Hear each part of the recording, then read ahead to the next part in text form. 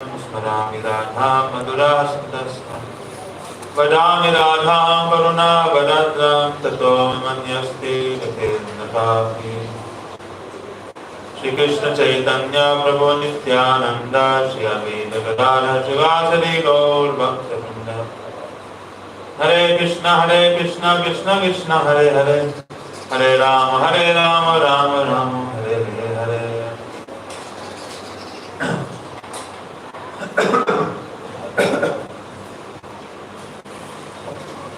First of all, from my Shastananda Pranam, 1,000 times Lord Sri Paramaradam Guru Parasarvam Vishnu Parasarvam Srimad Bhakti Vedanta Narayana Goswami Maharaj Gurudev. Second, from my Shastananda Pranam, 1,000 times Lord Sri my Sri Rupanuga Gauri Varga. Then from my Shastananda Pranam, 1,000 times Lord Sri my Rupanuga Gauri Varga, and my Shastananda Pranam to Asam Vaishnavi. Continuing reading from Maharaj.Bhagavat Gita, chapter 6.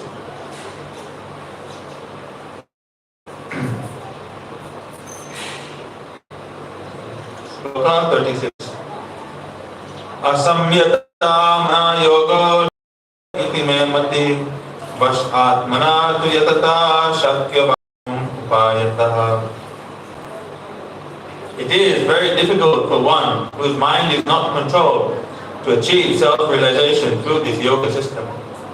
However, one who has brought his mind under control and who strives by the proper means of abhyas and vairagya can attain perfection in yoga. This is my opinion. Bhavanuvad. Now Sri Bhagavan is giving instruction on the subject of yoga. One who has not controlled his mind by abhyas and vairagya does not become perfect in yoga. However, if one regulates his mind by abhyas and vairagya, constantly engages in sadhana over a prolonged period of time, he can attain yoga or samadhi, which is characterized by the symptom of a controlled mind. Kashika Vritti. Srila Bhaktivinoda Thakur quotes Krishna as saying, one who does not endeavor to control his mind by vairagya and abhyas can never perfect the previously mentioned system of yoga. However, he who endeavors to control the mind by adopting the proper means can definitely attain perfection in yoga. When I say by the proper means, I imply that he who tries to concentrate his chitta, his one's consciousness, by performing Nishkam Karma Yoga offered to Bhagavan, and who engages in abhyas of meditation on me, as a limb of this yoga system, simultaneously accepting with vairagya sense objects for his maintenance. Such a person gradually attains perfection in yoga.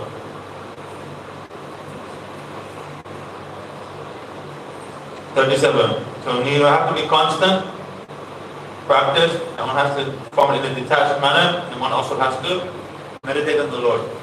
Then, without Bhagavad Kripa, without the Lord's mercy, actually no perfection will come. So a little bhakti always has to be included in these other processes also.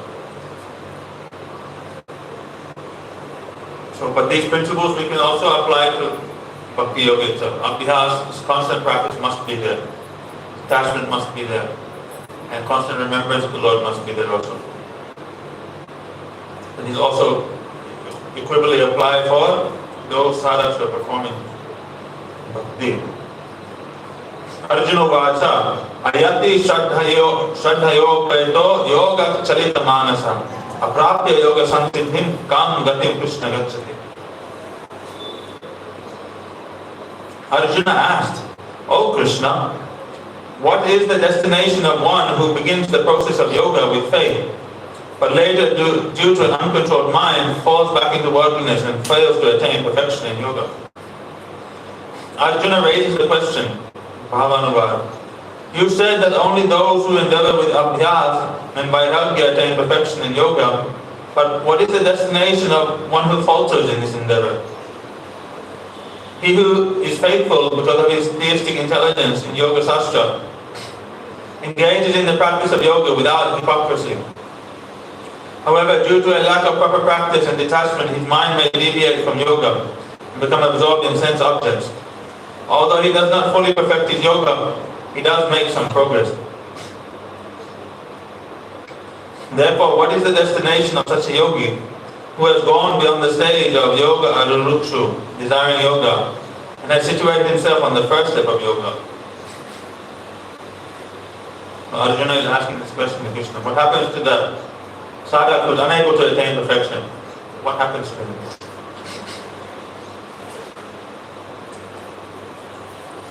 Slok 38. Kachinno bhaya vibhrashtas chinnabram iva nashyati apatishto mahabaho vimudho brahmana pati. O Mahabaho, Krishna, one falls from both the processes of karma yoga and becomes deviated from the path of attaining Brahma. Does he not perish like a riven cloud with no shelter anywhere? So does such a person perish? What happens? Bhavanavad, Arjuna is raising a question. What happens to a person who is deviated from the path of karma and yoga? In other words, what happens to a person who has given up the path of karma and has also not attained perfection in the path of yoga? Does that yogi not face the same fate as a riven cloud that has separated from a cloud mass and dissolved into thin air because it does not join other clouds? When he begins the path of yoga, he has the desire to give up sense enjoyment.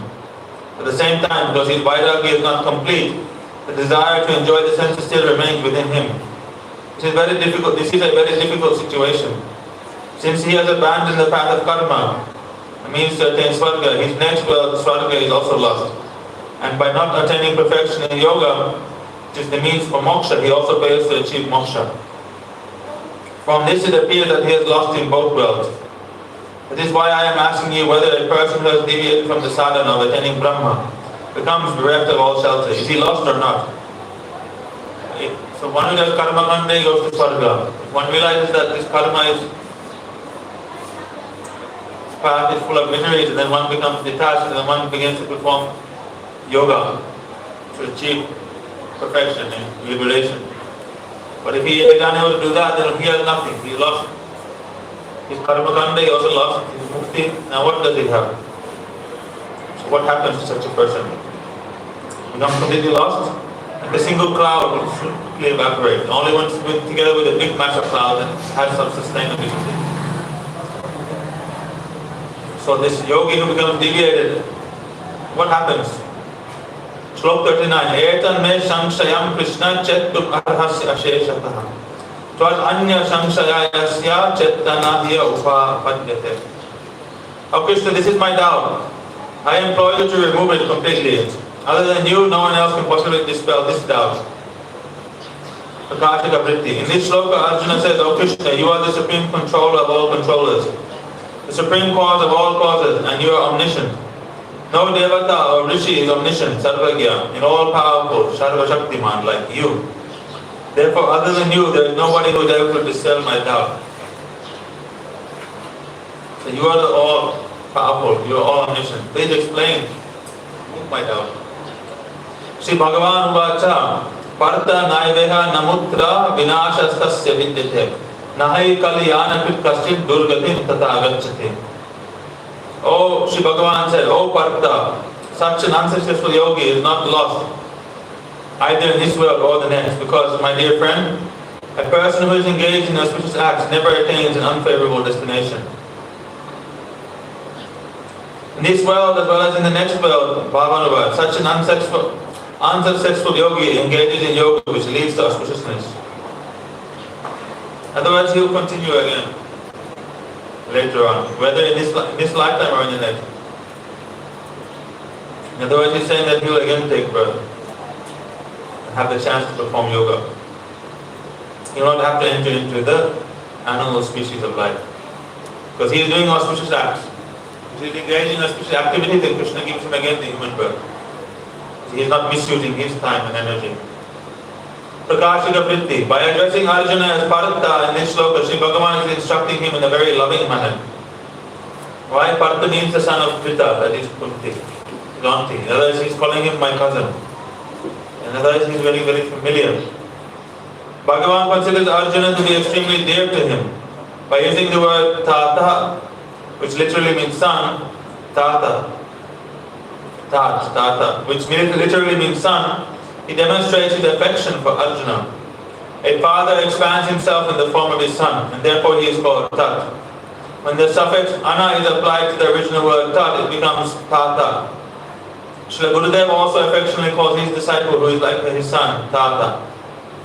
Here Sri Bhagavan says that those who are engaged in yoga with faith never arrive at a degraded destination. Srila Bhaktivinoda Thakur quotes Krishna as saying, "O Bhakta, one who engages in the practice of yoga never meets destruction, either now or in the future. The performer of that yoga which leads to eternal good can never be subjected to an evil fate." Basically, all of humanity is divided into two categories: righteous, regulated, and unrighteous, unregulated. The behavior of unregulated people is always like that of animals, whether they are cultured or uncultured, dull or intelligent, weak or strong. There is no possibility of the world receiving any good from their activity, unless they actually accept Bhagavan and strive to achieve perfection in Him. Then they are unregulated. Only those people who actually not only speak about morality, but actually act in a moral way, and also more than that, recognizing that all morality, everything has come from Bhagavan, they should accept the Lord and worship Him. Those who do not, then they are unregulated like an animal. Only someone whom humility arises can he accept Bhagavan.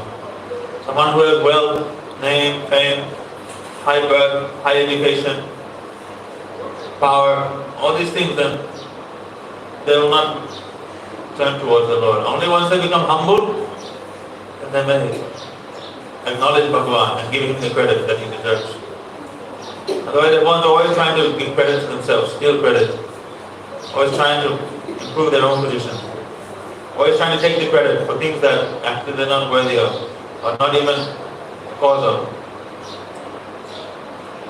The righteous regulated can be divided into three categories: Karmi, Jnani and Bhakta.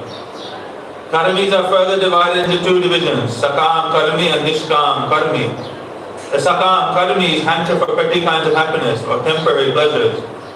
Although they attain Swarga and worldly progress, all their pleasure is temporary. Therefore, that which is called Kalyan, auspiciousness for the Jivas, is unknown to them. The state of Kalyan for the Jivas is to become free from the grip of worldliness and to attain Nityananda, eternal bliss. Therefore, any process which does not lead to this eternal bliss is futile. Only when the purpose of achieving this Nityananda is combined with Karma Kanda activities can such karma be called Karma Yoga. So when we aspire to achieve this eternal bliss, then it is called Karma Yoga.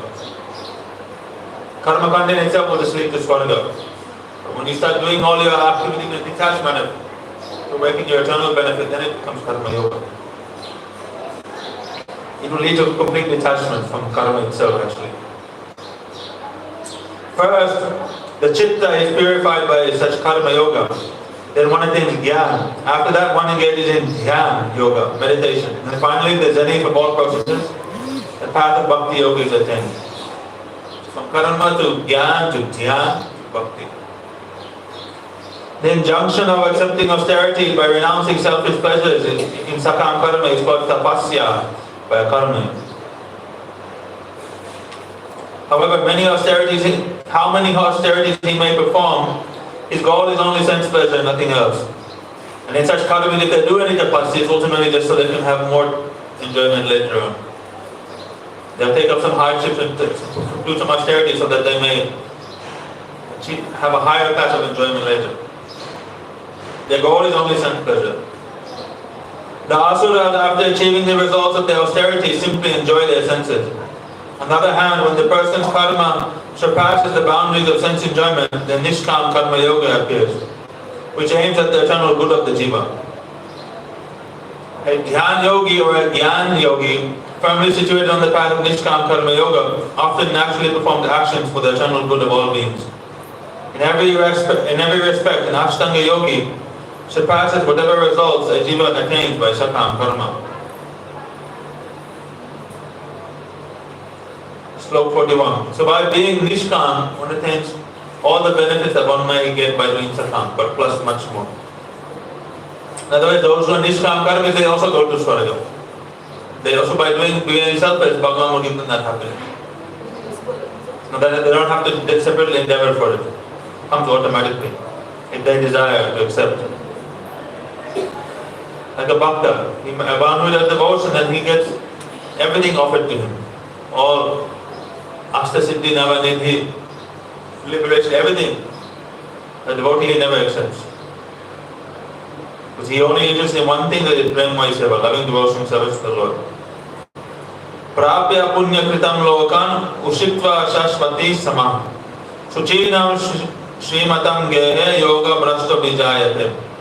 One who deviates from the path of yoga after practicing only for a short time attains the planets of the pious, and after enjoying there for many years takes birth in a righteous and wealthy family.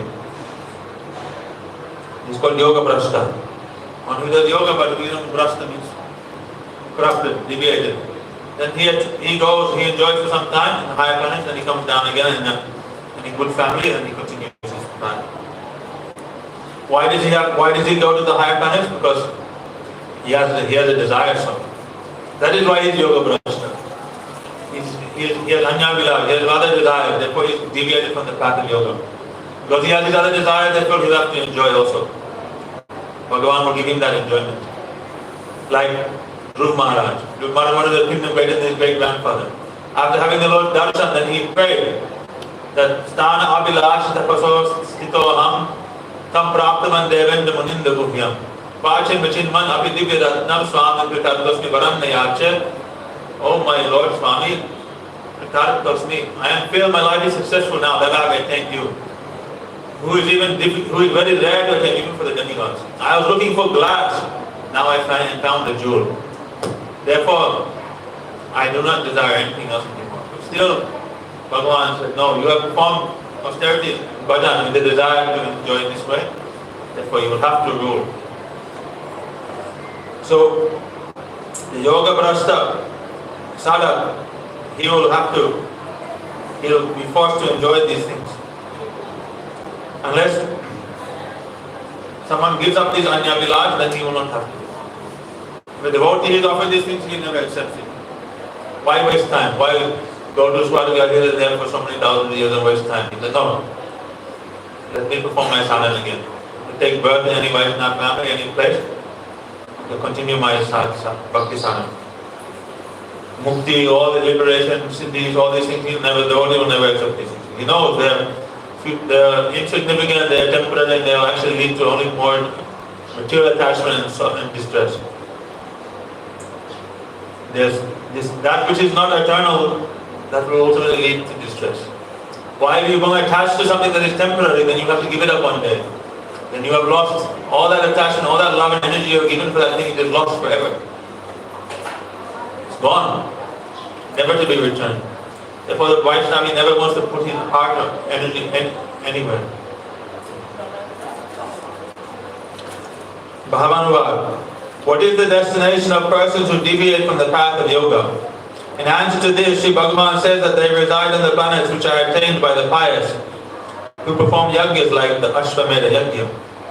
Since enjoyment and moksha are both the results of yoga, the yogis who have not matured and have fallen because of a desire to enjoy only attain enjoyment. On the other hand, since it is impossible for mature yogis to desire enjoyment, they certainly attain moksha. If by the will of the providence a mature yogi does develop a desire to enjoy, he also can attain enjoyment like Kardama and Sobhari Rishi. Actually, Kardama didn't have a desire to enjoy, but Devahuti, she requested Kardama, give me a son. That time Kardama, he had performed austerities for 60,000 years. And Devahuti, meanwhile, she was serving him and looking after him while he was in that trance actually for that long. When he came out of his trance, he saw that he had become old and she had also become old. In Satyayug, 60,000 years means you are like 60 now. The lifespan is 100,000. So then she said, oh, the Kardama blessed devotee. You have served me so faithfully. Sincerely, I give you a benediction. What do you want? And she said, I only want one thing. I want a son. She even admitted, oh, I am a woman. I have this desire. Please give me a son. Then Kardama was smiling and he said, okay, whatever your desire, but after I give you a son, I will not be with you anymore. I am going. So then she said, I don't mind, but you give me a son anyhow. Then Kardama, by his tapabal, he made Devahuti himself young. He created a flying castle. More than a castle, it's like a viman, like a flying island, you can say. Everything was there. Residents, servants, waterfalls, gardens, food, everything. It's like its own planet. And then he took devotee everywhere, all over the universe. Showing all the most wonderful Bhagavan's creation, everything. And he enjoyed them for so many thousands of years with her. He gave her a son, and then he said, now I'm going to do my sadhana. He left her. Then Kapil Dev, Bhagavan Sakti Vaisavatar, he was born from Devahuti and Kapil and Kardama Rishi. Kapil Dev then spoke Sankhya Yoga, spoke this philosophy of spirit and matter, and made Devahuti detached. And by hearing this, the devotee, she became detached she received like a Shantadas Bhav. And she may have attained impersonal liberation like this. But, so this is Kardama. And so by the Rishi we just heard the other day, he was doing tapasya in the Yamuna. And due to his offense, by cursing Garud, his offense, he became restless. And he married the 50 daughters of Mandata, King Maharaj Mandata. He enjoyed those for thousands of years. And then after he renounced everything and did his sadhana. The word Suchi means those who have good character and conduct. And Sri means wealthy business people or royalty. A fallen yogi takes birth only in the houses of such families after residing in Swarga and other higher planets. Because he had desire to enjoy. Therefore, the Bhagavatam describes that after residing in Swarga, one has to come down to Prithvi, earth. In Jambudvip. But in Jambudvip there are subterranean, there are also heavenly varshas or lands. We are in Bharatvarsh. Bharatvarsh is the land which is meant only for sadhana. And here, this is like the complete, this is the place where one can perform sadhana and perfect one's human form of life. But the other varshas that are there in Jambudvip, like Ila Vridavarsh, Kim Purush Varsh, all these other varshas, there the enjoyment and lifespan is so much greater. There the residents may live for thousands of years, there's no disease, there's rivers of mango juice, and huge, so much opulence and minerals and everything. But those people who leave from Swarga, they first come and reside in these varshas. And after residing in these varshas, then they can take birth in Bharatvarsh. It's described in the Bhagavatam. Why? Because you have a desire to enjoy. Therefore, because of your piety, then you will enjoy in this way. And slowly, you come back to this Bharatvarsh. Then again, even in this Bharatvarsh, then what happens? You will still get a good family. Krishna is testing, seeing whether you have a desire to do sadhana or not. You're going to take this process seriously or you're going to enjoy it. If you're born in a rich family, then you enjoy the wealth again, waste your life. Bhagavan, he will see what you want or what you don't want. You desire these things, that's why you will get it. Like Dhruv Maharaj. He desired a kingdom greater than his great grandfather. After performing, ruling this earth for so many years, and the swan plane took him where? To Dhruv, not to Vaikuntha. So Bhagavan will give you this. You desire, then you must enjoy it. But the Vaishnava, the devotee who is sincere, then he will reject these things. No. And he will pray, Hita Janma Hao Yatato Adhar, Brahma, Bahir Mukha Brahma Janma Nahiyaj. Whether I am born as a worm, dog, whatever I may be, Tumito Takura, Amito Pukura, Holiya Jana Hamore. You are my Lord, I am your dog. Does not matter, whatever the position. As long as I am your das, I am your devotee. But if you want to give me a position of Brahma, who is averse to you, I will not accept. The Vaishnava mood is this. Always, only interested in one thing, that is Prem Mai Seva. Whatever is favorable for his sadhana, his bhakti, he will go there. Asat Sangha Tyage Vaishnavachar, Sri Sangha Kasara Krishna Bhakta. Prakashika Vritti. The yogis who have fallen from the path of Ashtanga Yoga can be divided into two categories. In the first category are those who have fallen after following the process of yoga for a short time. Such yogis do not attain lower destinations according to the shloka Neha Brihkaminasa scheme. 240. Rather, they enjoy happiness on the higher planas attained by pious persons who perform yajna such as the Ashtamela yajna. They then take birth in the houses of qualified brahmanas or rich men who are engaged in dharmic activities. Both of these situations are favorable for their continued practice of yoga. So, if you are born in a very cultured family, the parents will teach you how to be dharmic, create some good foundation for you. But ultimately, they said that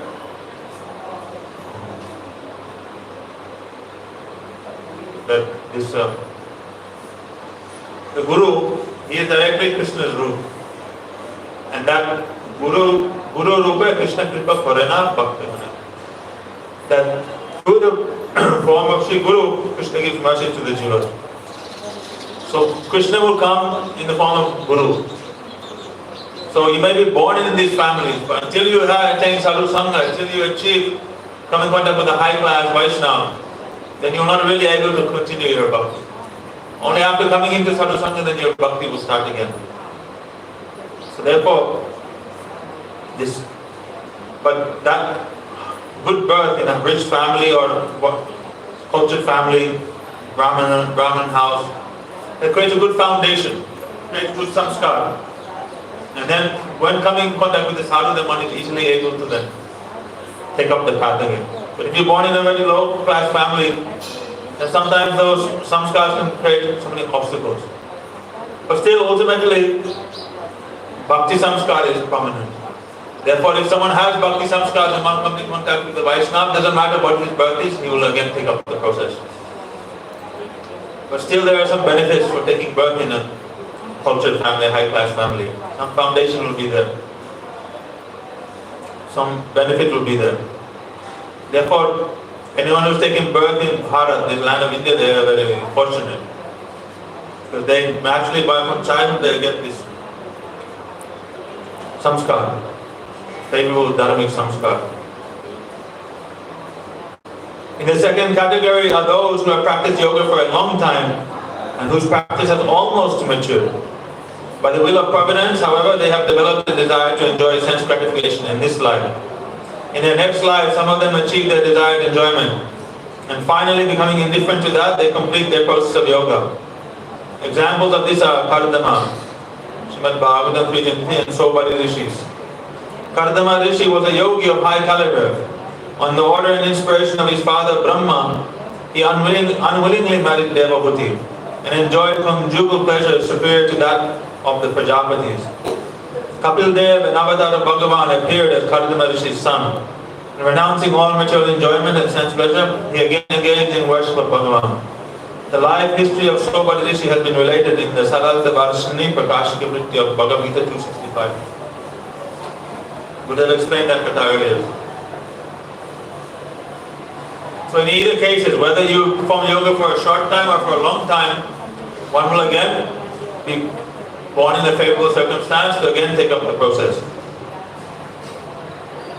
But still, therefore, one has to be careful of this Anya Vilaj. If you perform Bhajan Bhakti with Anya Vilaj, then there's a good chance that you will have to enjoy these things. If one is sincere and is under the shelter of Guru Vaishnava, then Guru Vaishnava will remove that Anya Vilaj. If Krishna tries to give these things, then Guru Dev will intervene. Say, no, don't give him these things. This will waste time and it will be a detriment to his bhakti. Then Krishna will not.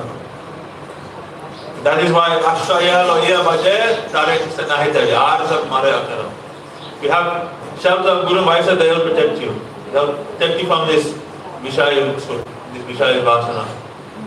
Even if that Vasana comes, then they will not give you the fruit. They will hold it back. Why? By chanting Harinam, by doing even a little bit of bhakti, everything can be achieved.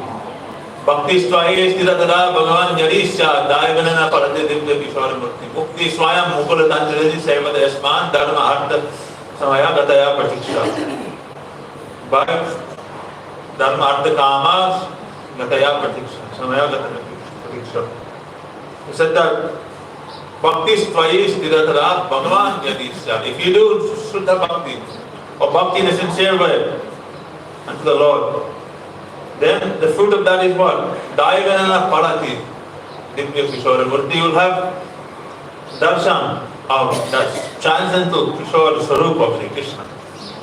And that time what? Mukti Swayam Mukula Tanjali Sevada Isman. That time Mukti Devi herself, along with Artha, Kama, Moksha, Dharma, all these personalities, they are standing with their hands folded, waiting to serve that devotee. And Dharma Artha Samaya Gataya Pratiksha.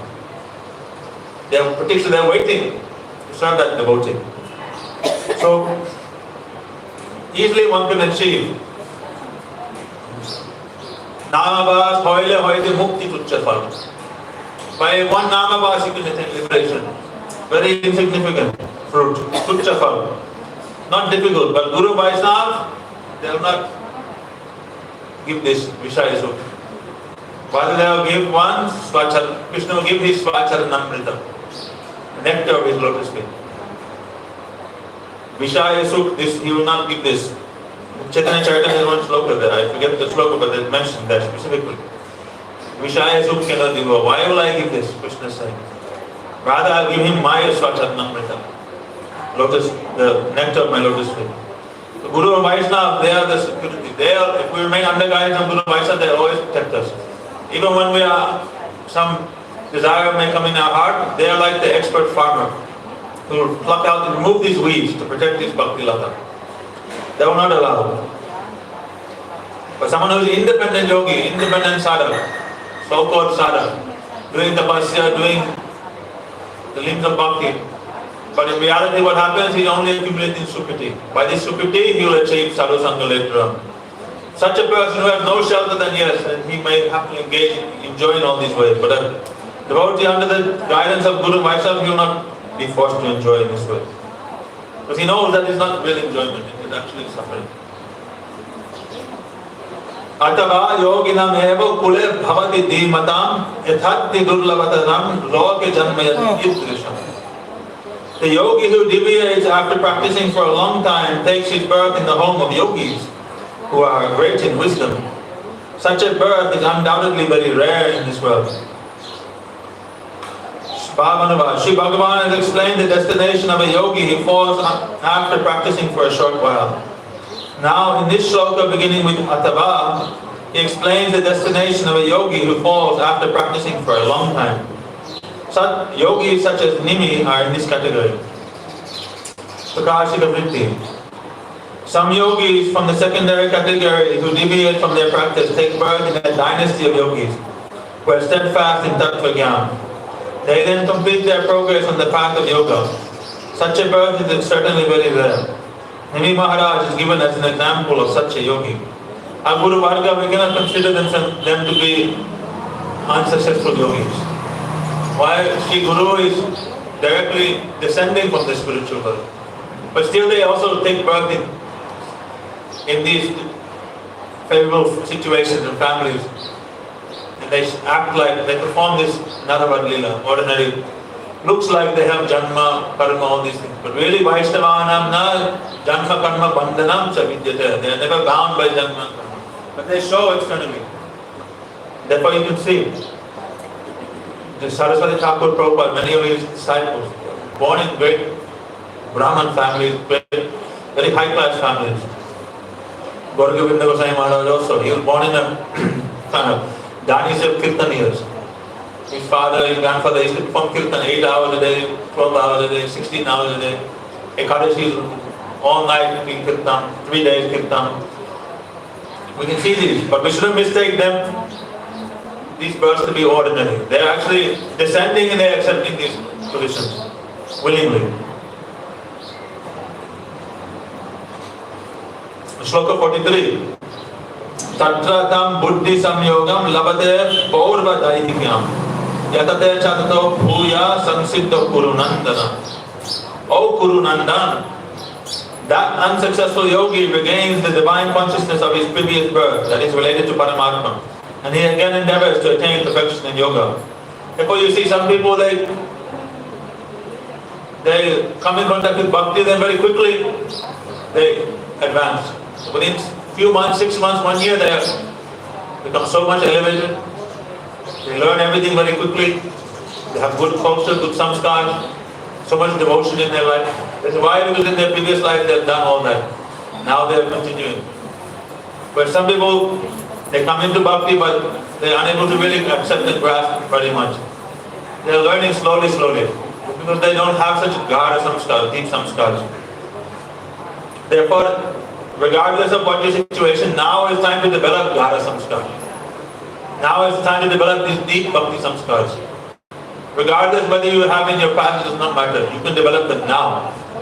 And if you develop these deep Gahara samskars, these deep Bhakti samskars now, then you can also progress in this life very fast and achieve the ultimate perfection. The Bhaktivedanta Swami Maharaj.Bhagavat always used to say, one lifetime. One lifetime. You can go home back to God. Gurudev also said, so just give me one life and see how far I take you. Gurudev said, even in this one life, Ruchi is possible. Ruchi is possible even in one lifetime. Bhav Bhakti is also possible. But Rupa Goswami is defined actually. Who is eligible to relish Bhakti Ras? He said that Praptan Aduniki Shloka, he says that one has to have samskars, Praptan and Aduniki. Prapta means previous samskars have to be there. Aduniki, also your current, one has to have these samskars. Only, and from what? From Bhav, Rati itself. Samskars of Bhav Bhakti. Means in your previous life you should have already achieved the stage of Bhav. Then in this life, then you may become eligible to relish Bhakti Ras.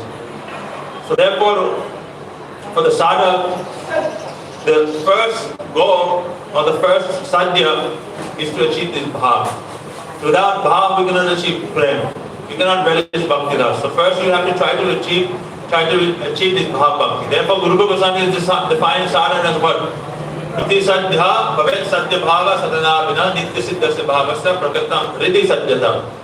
When you perform all your endeavors of your senses, mind, intelligence, everything for one purpose, for awakening that nitya siddha bhav, when all your bhakti sadhana is done for that purpose, then it is called sadhana actually.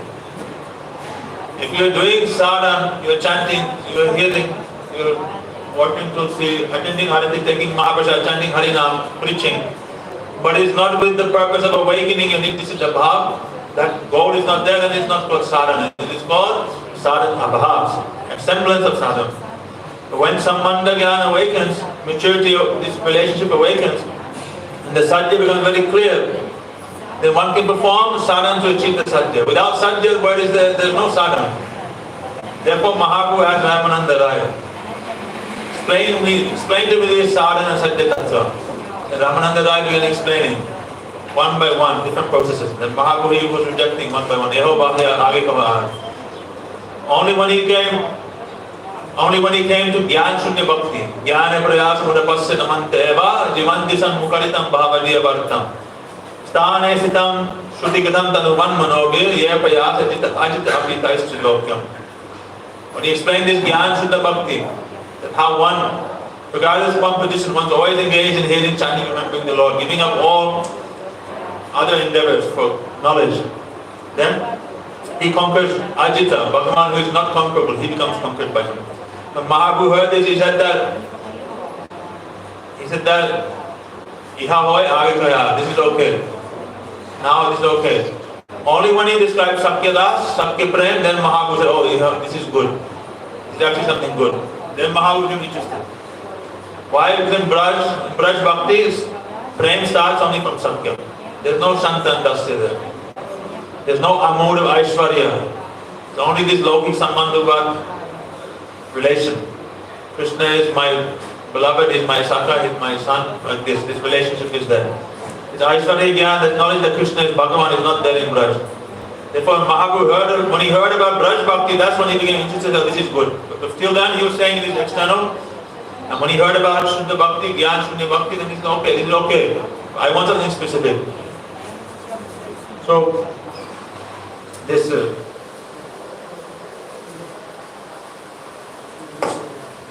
by mercy of Guru Vaishnavas, by the mercy of Guru Bhagavad, only by their mercy can we actually continue with our Bhakti sadhana, samskara Vaidana. And therefore this Bhav Bhakti is our goal. By this Bhav Bhakti we can relish, we can attain Prem, we can achieve this relish this Bhakti Rasa. So you have to develop these samskaras first. So before Bhav, then perform sadhana, sadhana Bhakti. Try to understand what is your sadhya. What is the sadhya for all Gaudiya Vaishnavas? Rupa Goswami described that. Anarpita charim chirat karunaya vajjatnakalo samarpayadam unnata ujjala rasam svabhaktishe. Haripurada sundara jyoti kadamba sandipita sada hridaya kantades pratubha satchinandana. Mahaprabhu, after a very, very long time has descended to distribute one thing. What is that? Unnata ujjala rasam svabhaktishe. So if you are Gaudiya, that means you are a follower of Mahaprabhu. And if you are a follower of Mahaprabhu, then you have to, that means you are eager and desiring to receive that which Mahaprabhu has come to give. So what has Mahaprabhu come to give? This Unnata Ujjala Rasam Svabhaktishyam. Who Unnata Ujjala Rasam? What is this Unnata Ujjala Rasa? This is Parakya Bhav. This is Madhurya Rati, Madhurya Bhav. But he is saying Svabhakti, his own Bhakti. That is Krishna, he is in the mood of who? Radhika. That means Radhika's mood, Radha Bhav. But specifically he qualified more Shriyam. The beauty of Radha Bhav, that is what? That is Manjari Bhav. It's like a creeper has many leaves and manjaris and flowers. The creeper is is made beautiful by these manjaris and these leaves and these flowers. The creeper in itself is not beautiful. So these manjaris, the Palidas of Radhika, they are the Shri, the beauty, the Shobha of Radharani. They are directly her Kaya Viha Sarup, manifestations of her. And they are always serving her one-pointedly with this Radha Nishta, with this Palirasi Bhav. And therefore, this is what Mahaprabhu has come to distribute. He has come to distribute this servitorship to Srimad Lord Srimati Radhika. So this is the one and only sadhana, sadhya of all Gaudiya Vaishnava Acharyas. All our Gaudiya Vaishnava Acharyas, their swarups have been revealed, then we know. Bhaktivinoda Thakur, all of them, Rupa Goswami, Rupa Manjari, Sanatana Goswami, Lavanga Manjari, Jit Goswami, Vilas Manjari, Raghunath Bhakta Goswami, Dasa Manjari, Gopal Bhakta Goswami, Guna Manjari, Raghunath Daswami, Rati Manjari, Narottam Das Thakur, Sampak Manjari, Srinivasa Acharya, Mani Manjari, Shyamnanda Puri, Kanak Manjari, Ramachandra Puri, Karuna Manjari,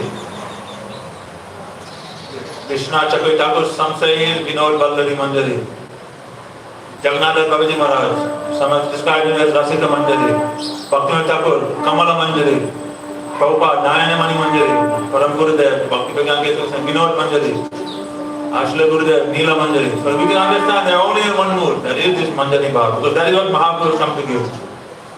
Therefore, unless you fix this sadhya to achieve this Palidasi Bhav, then there is no question of sadhana. If you don't know where you're going, then you will probably not reach there. If you go to buy a ticket, you say, give me a ticket. And the person will say, where do you want to go, sir? Just give me a ticket. And they go, you're crazy. Tell me where do you want to go. Only when you specific, I want to go Delhi, Bombay, then they'll give you a ticket.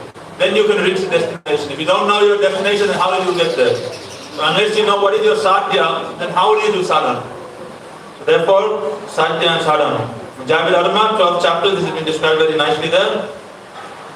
So today we'll finish here, and tomorrow we'll continue with this next sloka. Gaur Brahmananda Hari Hari Hari Bhav.